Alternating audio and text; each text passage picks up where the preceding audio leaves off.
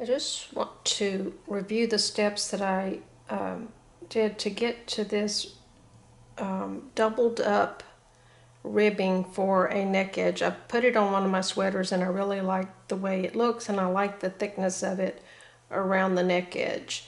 So it's very similar to a hung hem. I like to hang the neck last, so I've got this little sample here that I've done just on 20 needles, but you would hang your entire front and back neck edge after you sew one shoulder up, and you would hang that later instead of at first.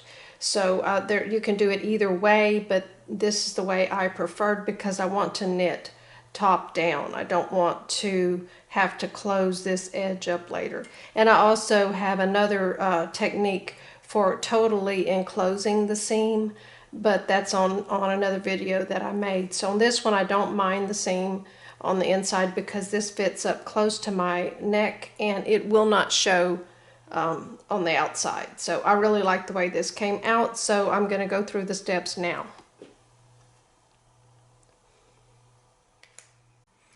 A note I want to make: when I am binding off the neck edge using the needle bind off, if I'm binding off from right to left, I should have started this video at the beginning, but you just secure the first two stitches together and then you repeat this technique. So where my yarn is coming out, I'm going to consider that needle number 2.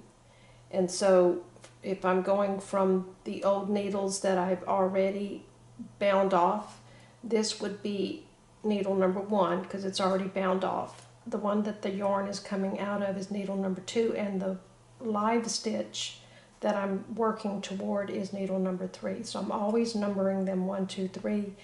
Where the yarn is coming out is always needle number 1. So this gives an appearance the same as I forgot what I call it, the E-wrap that I like to use. It's like a doubled back E-wrap, and so the ending row looks exactly like the beginning row.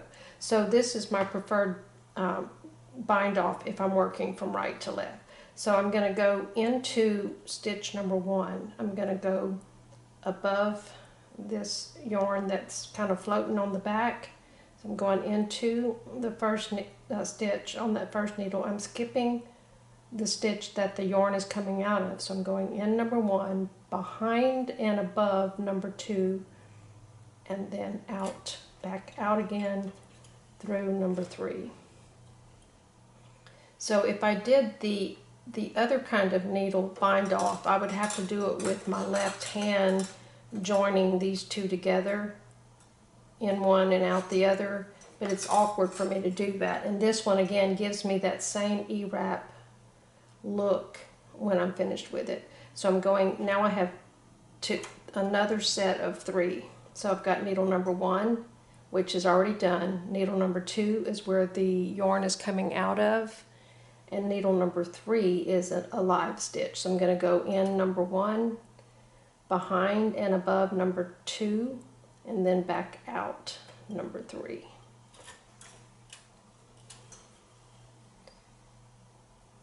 So this is just my sample that I'm going to use to hang the neck edge. I have 3 new needles that I'm working with, going in number 1, behind number 2, and then back out number 3. So this is my new number 2 right there. So I'm going in number 1, behind number 2, and then out of number 3. So this is what that particular bind off looks like on the right side before it's been blocked. So it looks a lot like the E-wrap cast on, and it also gives you a neater edge, and it's kind of stretchy, and it doesn't leave those holes that when you do the latch tool bind off, when you use that one, it leaves a lot of holes. So this one to me is a lot neater, and that's my preferred bind off. So I'm going to go and steam this and we'll get ready. So again, you need to have your front and back pieces knit and sewn together at one shoulder. And I'm just going to use this as my complete neck edge. All right, I got this idea out of the one of the machine knitting magazines from, I believe it was 2017, and they showed a picture of a sweater, and I really liked the way the neck edge looks, so I followed the directions in that article, but I changed a few things, and I did not write them down as I did them.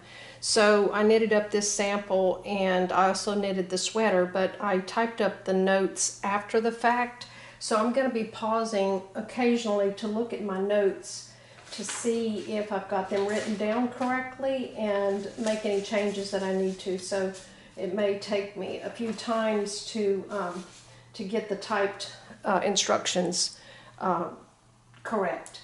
So the first thing we want to do is remove the single plate from the main carriage, because we're going to set up for a 1x1 rib, and I'm going to do that with waste yarn, and it's going to seem a little weird, but I like to have my ribbing comb, the weights hung before I do any of the waste yarn for the main bed, because if you have the weights already hung, then you don't have to deal with it later. So this is pretty fast and easy, so I'm going to go ahead and raise the ribber bed. It always sounds like you're breaking something when you do that. So I've got 20 needles to the left and right of 0, so I've got 40 needles total. So I'm going to choose every other needle starting with the leftmost on the main bed and put all of the rest out of work. And then I'm going to do the same thing on the rubber bed. I've got it set on P5 so that the needles will end up in between each other and not crashing into each other. So I'm starting with needle number 19 on the rubber bed and every other needle. So the outside needle is going to be on the ribber on the right and the outside needle on the knitter on the left. So I've got all my carriage settings, my ribber carriage settings. Let's see where's my ribber?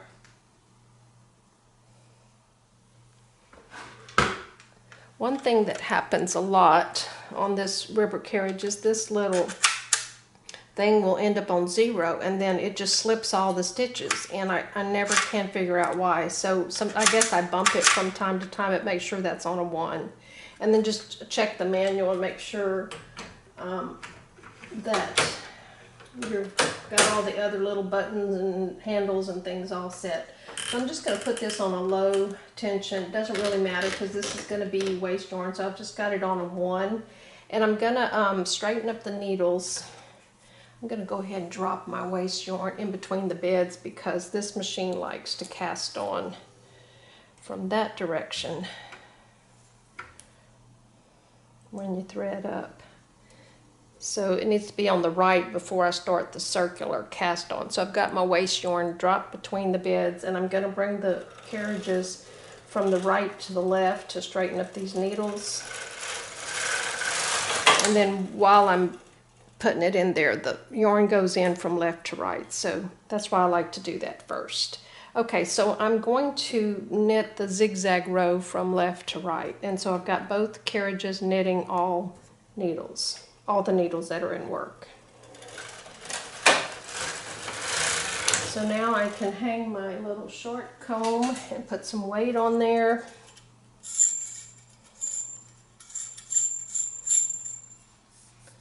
Try to center it with my marks that I made.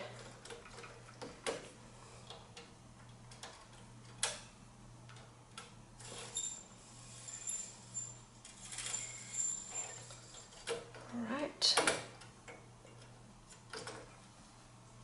Put a few weights on there. And my machine likes the outer weights to be beyond the stitching so that it puts a lot of weight on the edges. So I find the hole that is farthest, not farthest away, but a little bit outside the row of knitting. If not, I can use those, I don't know what they're called, Z weights or left.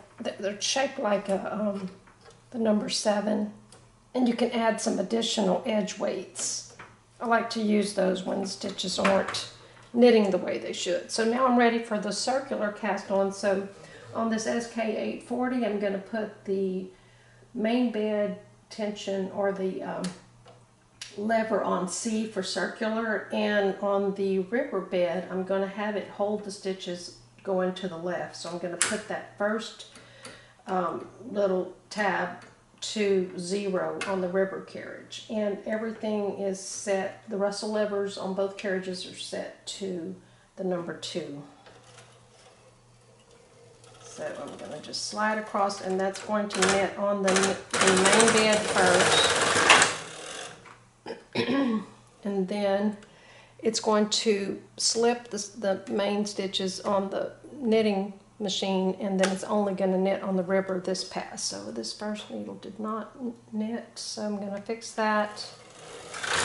Again, this is just waste yarn, so I'm not too worried about it. So it just knit on the river. You can stop at this point and continue to knit, but I'm going to go ahead and finish the circular row by going back and knitting just on the knitter, or the main bed. Alright, so I'm going to set everything back to stockinette, and all the needles in work will knit on both the river and the main bed. And I'm going to bump the tension up to, let's see what my notes say. I'm just going to bump it up to about the main garment tension, because again, loose is probably better for this. Doesn't really matter, just whatever you want to do. So I'm going to knit a bunch of rows, probably 5 or 6. Just checking my camera.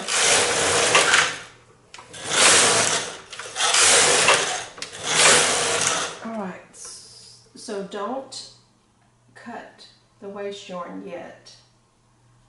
We're going to unthread the carriage, unhook the river carriage, and before I drop the river bed, I want to just drop all these river stitches. If you're worried about your comb hitting the floor, you can put your hand under there to catch it just in case something happens. So I'm just dropping all those stitches, and they're just going to run down.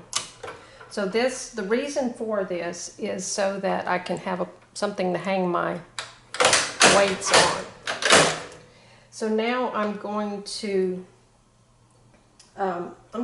put my regular sinker plate on, because this machine does not do well with this yarn and the river sinker plate. So I'm going to put my main sinker plate back on, and I'm going to refer to my notes to make sure I've typed this correctly.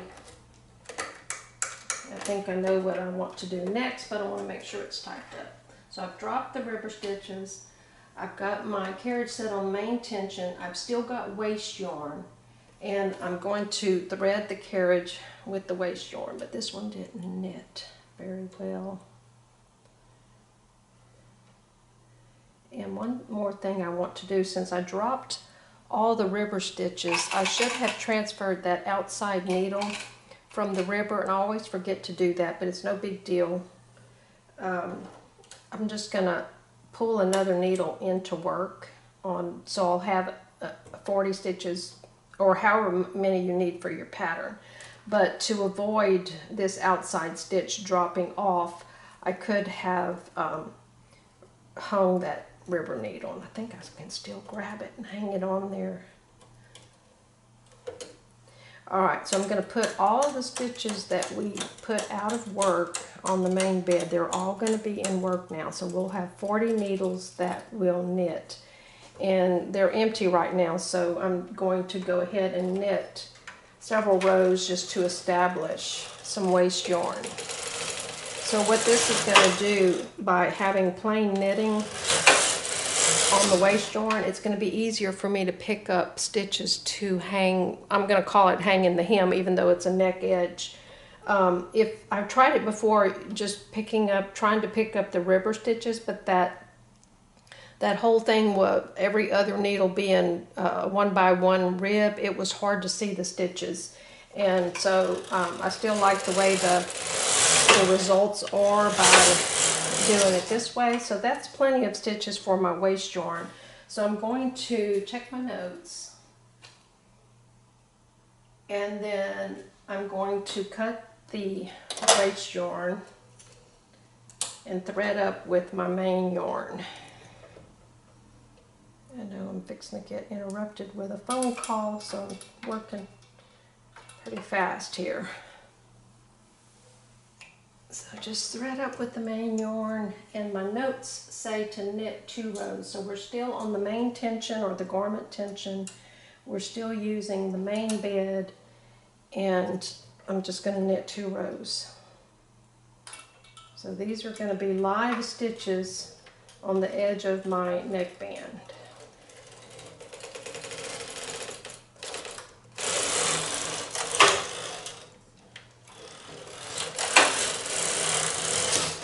So everything knit like it should. So I'm going to transfer all of these stitches to every other needle on the ribber. So we're going back to a 1x1 rib. And when I dropped all those stitches off of the ribber, that was just so I didn't have to go through all that transferring it back to the main bed. It just was an easy way to get to where I wanted to go. So I'm going to put my ribber carriage back on. Hook everything back up again. And thread up the carriage while I'm thinking about it so I don't end up moving the carriage by accident. So now I've got the work to do. I have ordered a transfer carriage for this machine, but it only transfers from the ribber to the needle bed, and I really like the meditation of just transferring these needles. I just like the whole process. So I'm starting with the second needle from the left and transferring every other needle back to the ribber. So when I get finished with that, I will come right back. Okay, I don't know if this shows very well on video, but what I'm trying to accomplish is we started with waist yarn here.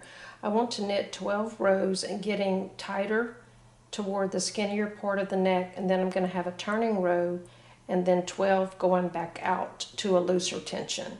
So this is going to be folded up, and this will end up the tightest part or the smallest part of the neck, and this will be the these two edges are going to be folded and joined together, and then we're going to hang the neck on the widest our garment neck edge to the widest part of the collar here, or the band.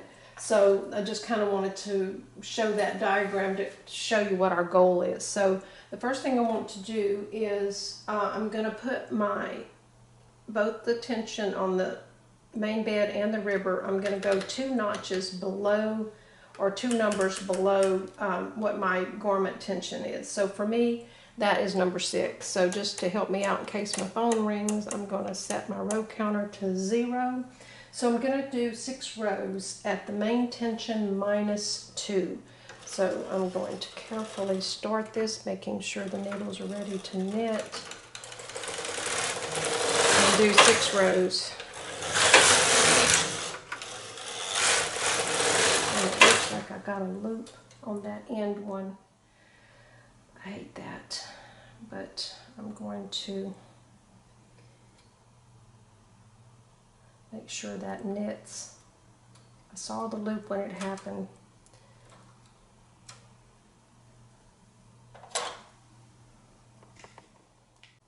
So I pulled that needle out all the way, and I'm just holding that loop with a hook underneath so that hopefully it won't drop my stitches. Alright, with knitting machines, you gotta have eyes behind your head. It's like driving a car. You gotta know what's going on all around you. So I've got 4 rows in at tension 6, and I'm going to carefully knit back.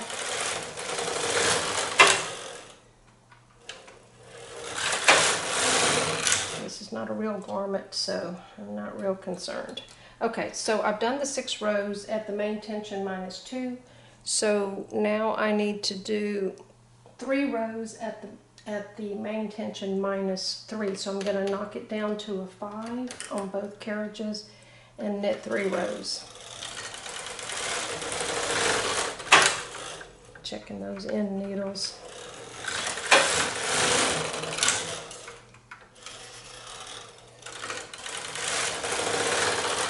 This is where I would put those 7 brackets on there and hang some extra weight, but I'm hoping to get through this without having to stop and do that. So now I need to knock the tension down to a 4. So that's 1 more notch or 1 more number on both beds, and I'm going to do 3 more rows, and that'll give me the 12 rows for one side of my band.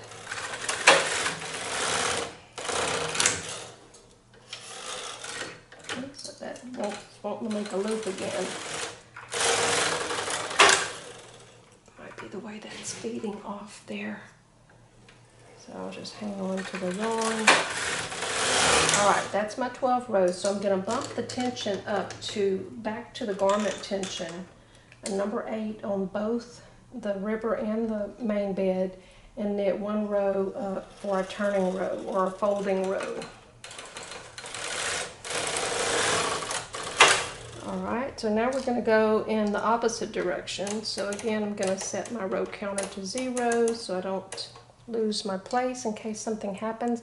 So at this point, we need to get this all the way back down to that tightest tension, which was a 4. And for me, it was a 4. So I'm just going in mirror image. I'm going backwards from what I just did. So that's 3 rows at a number 4.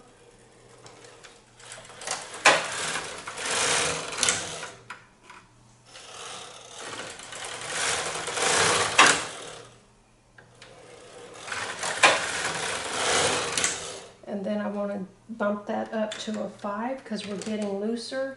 I'm going to do 3 rows at a number 5.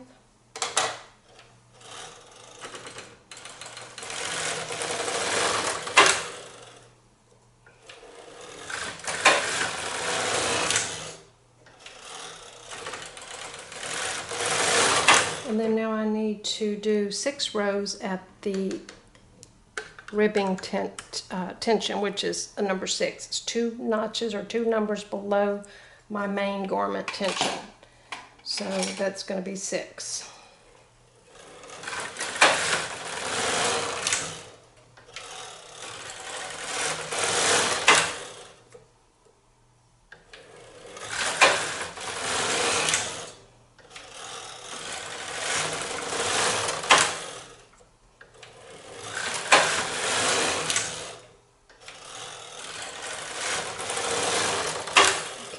Through that. All right, so let me check my notes here, and the next thing is we're going to transfer everything back to the main bed or the back bed.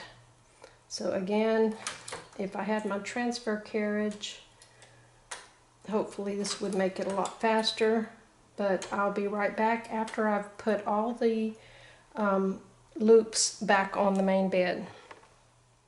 Alright, I'm ready to unthread everything here and remove the rubber arm.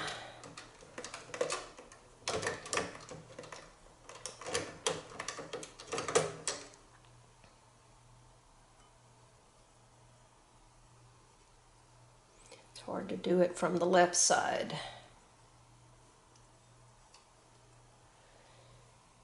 And remove the carriage, drop the bed.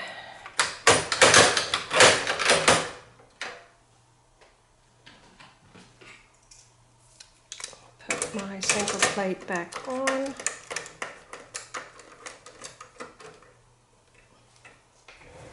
I should go ahead and cover the ribber so that I don't get hung up on it.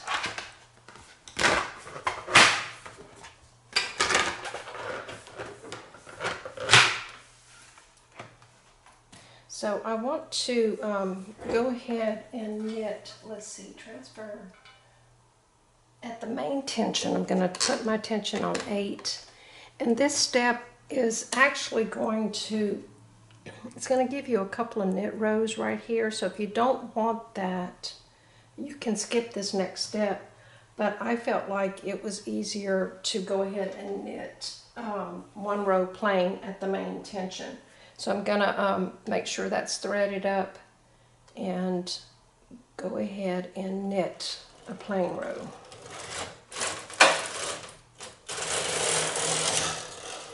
Alright, again, you can skip this if you want to. So, alright, so I'm going to take all the weight off and the comb, because you won't be able to hang the hem with all this stuff on there.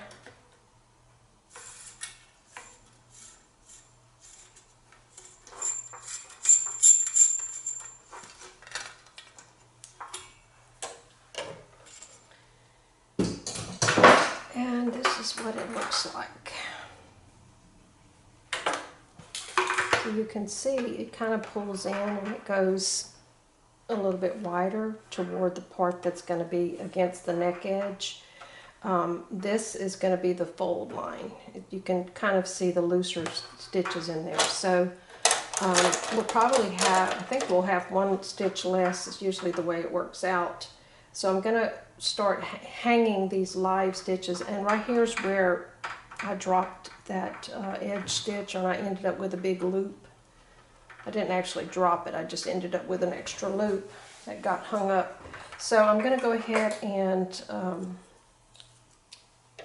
just rehang all of these live stitches onto the corresponding needles above, and I'll be right back.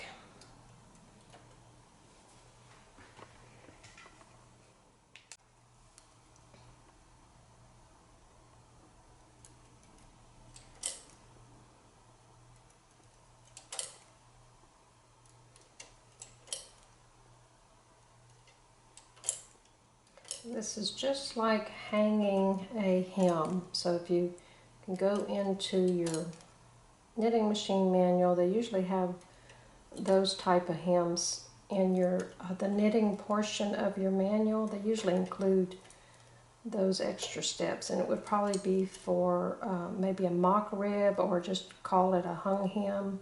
A lot of videos online on how to do that, but in my case I'm doing it with my ribber, with 1 by 1 rib.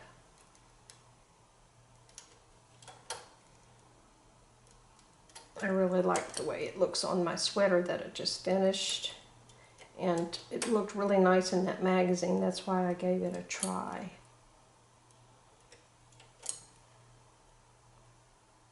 Because sometimes I don't like that single rib. It seems a little flimsy sometimes. So there's my last stitch, and I have 1 less as usual. So I'm going to pull out everything but the one that I didn't hang a stitch on. I could pull that one out too. Let's just go ahead and pull them all out so they will knit correctly.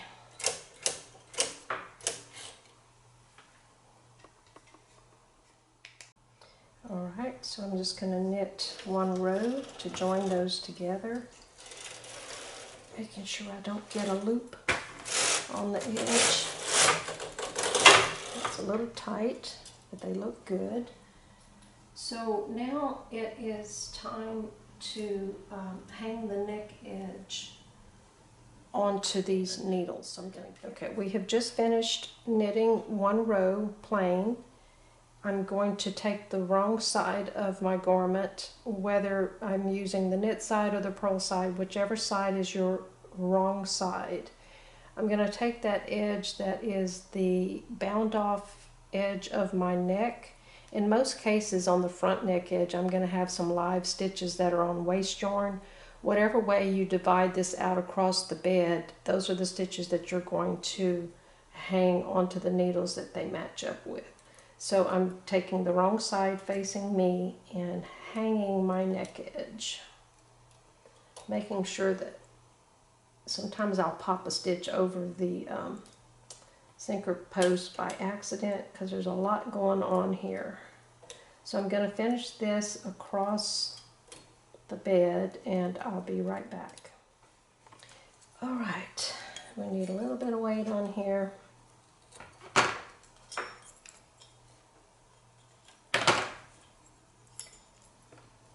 And just carefully pull all the needles out so that they knit better, because we're going to try to join all this stuff together. And while I'm doing this, I'm making sure that there's a live stitch on every needle. And this one's not visible. Sometimes I'll pull that forward and I can see that live stitch on there. So we want to make sure we have the neck edge and all of our live stitches are still hanging onto the needles. You can't tell once you start knitting this. All right, so I'm going to check my notes, and I am going to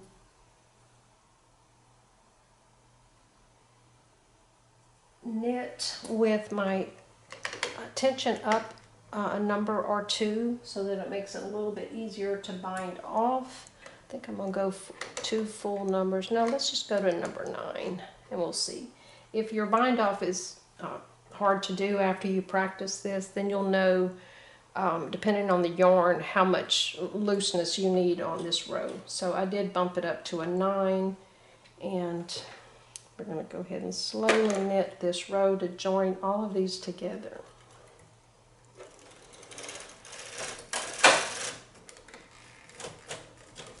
And since I bumped up that tension, sometimes it's hard to pull those loops through. Okay. All right, so that looks good, and it's ready to bind off. So I'm going to do the same bind off that I've done before. I'm going to measure out 3 lengths of my yarn plus a little insurance, and go ahead and do that with, I don't have a tapestry needle here, so I'm just going to use my double-eyed transfer tool that I use for my ribber. And since I'm stitching from right to left, I'm going to use the exact same method as before. I didn't videotape the one before, so I'm taking these 3 needles and I'm going to go ahead and go in needle number 1 to get this started, and then join it with needle number 2. That's just kind of a setup for that first needle. And since you're starting with so much yarn, it can get aggravating. So now I'm going to start the 1, 2, 3 needle thing. So I'm going in number 1, behind number 2, and then out number 3. And then I'm going to continue that just as before all the way across. All right, let's pull this thing off and see how I did.